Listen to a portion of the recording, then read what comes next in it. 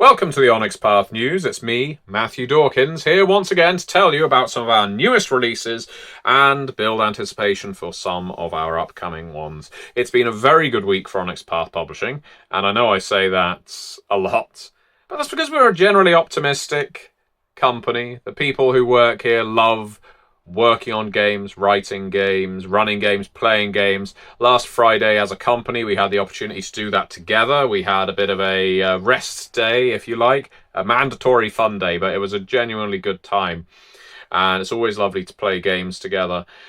And what's more, we've been receiving some brilliant feedback. Thank you so much to those of you who do get in touch with us, whether it's emailing, whether it's leaving reviews. You know I'm always going on about leaving reviews, especially on Drive Through RPG. But if you host a blog, if you do videos, podcasts, whatever, leaving your thoughts is a great way not only to attract new people to our games, but also to let us know that you're enjoying what we create. We've received some really wonderful words regarding The World Below in particular. People have been writing to us to let us know what they've been doing with the game, how it's fired off their imagination cylinders, and basically allowed their creativity to unfurl. And as I guess came up with the World Below concept, it is genuinely touching to see what people do with that game.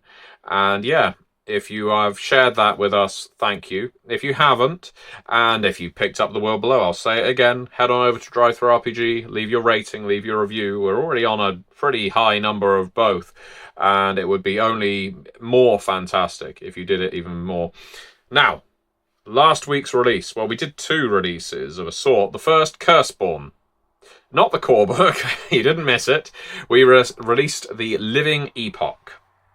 What is the Living Epoch? Well, every month this year, we are releasing a new adversary for Curseborn that you can slot in using the mechanics presented in the Curseborn Ashcan edition. So these adversaries can be used to bulk out the Ashcan adventure, or you can basically use the characters from that adventure and you can build a story around this antagonist, this adversary. This month's one is the Living Epoch. And to give you some context, the Epoch liminality was one of my creations. I loved the idea of a liminal space which was time-locked, essentially. You would pass through it and you'd be stuck in a loop of time, or you'd be sent back to a period of time where the world changed slightly. A butterfly effect might have occurred where this world is slightly different to your own. It's one of the more strange, weird liminal spaces in Curseborn, but it's one of my favourites. And the Living Epoch is one of our tasty bits. It's our newest adversary. This is a seemingly thinking entity that has the ability to make you relive the best moments of your life, or worst if you cross it. The description indeed goes into,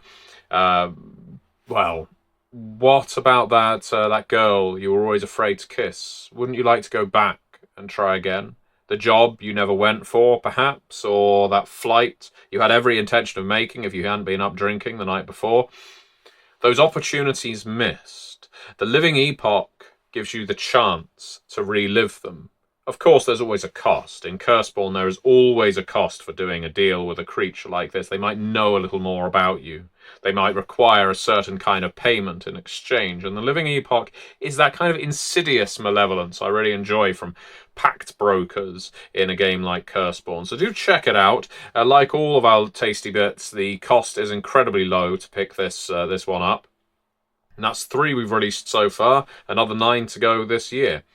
But that isn't all we released. You see, we launched the Exalted Essence Player's Guide, and this was on BackerKit, and wouldn't you know it, we hit our funding within 24 hours. Thank you so much, all of you Exalted players, backers, storytellers, and thank you so much to the Exalted Essence team.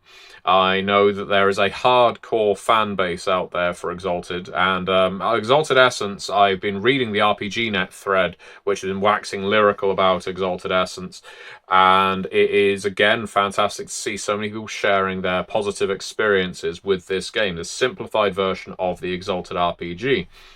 Now, the player's guide doesn't just act as a toolkit for new players who want to get into the game. Yes, there's setting information. Yes, there are lots of character options and instructions for how you can get the most out of your playing experience. But, and I know this is important to a great many Exalted fans, the sheer number of charms in this book, well, it's something Exalted players always seem to look for. And this book definitely delivers on that. I think by the time this news goes out, I don't think we've released all of the charms chapters by any means. We only just launched the campaign. But if you back on BackerKit, remember you'll be able to access the entire manuscript even if you back at the lowest level. And that does mean you'll be able to read, use all of this material before the book is even released. So please consider doing so. I will link it in the video description below. Yeah, we have a lot more coming up. We have a lot more coming up in the way of releases coming soon. There is going to be releases for Scion, for Trinity, for They Came From, and more. We're hard at work behind the scenes on another World Below book, and as I mentioned, I think in last week's Onyx Path news, Monster Kingdoms as well is now in development, and that is a book I am very much enjoying developing. I'm working on this one with Eddie Webb, and the team have delivered a sterling piece of work, our Napoleonic Wars, as it were, set around a crumbling empire where all the constituent kingdoms are now essentially going insane with clashing with each other. Monster Kingdoms is going to be a whole heap of fun. What's more, we have already started work too on the Steam Wars companion Leviathan, which is introducing our, well, Godzilla-like creatures to the Steam Wars universe. That's another Trinity Continuum book on the go. Yeah, there is lots going on over here at Onyx Path Publishing. I have recently got into development the Tangled Webs book for Curseborn, which, speaking of liminalities, expands a whole realm of liminal spaces, from the low-key, some of them indeed focused on an individual, through to the epic. This one does indeed have an epoch in it, along with shattered spaces, interstitial zones, and our various other kinds of liminalities. So, yes, at Onyx Path, we are always incredibly busy, and it is great work to be busy with. One thing I'd love for people to check out, if they haven't already, is do look up the Scarred Lands Savage Worlds books that are now coming out. Travis Legg and Aegis Studios is leading the charge there.